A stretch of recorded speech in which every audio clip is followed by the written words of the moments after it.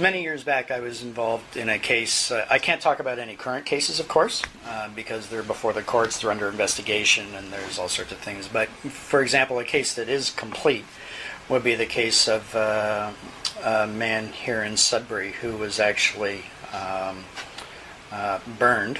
His body was burned by another person and literally down to bone.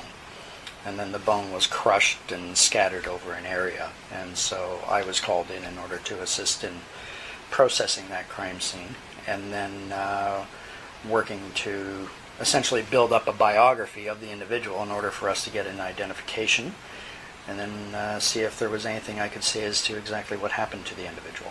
One of my areas is in fire research, looking at what happens to human bone in fire. And for instance, I'm interested in whether or not we can differentiate injuries that have happened to somebody prior to the body being burned and then compare it to when the body has been burned. So can we actually distinguish them? Can we characterize them as if they weren't burned? So those cases aren't solved overnight. One of the first cases I was involved with was a 12-year-old boy who was killed and then his body burned. And this was in Thunder Bay area, and I was part of a team of 2 forensic anthropologists that were on that case. It was a fairly complicated case as far as the initial recovery and then the analysis was concerned. And certainly anything with young people is very, very hard to take.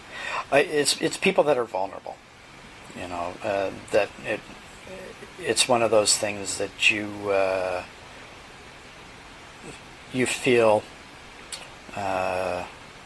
for the person, you know, the victim in those.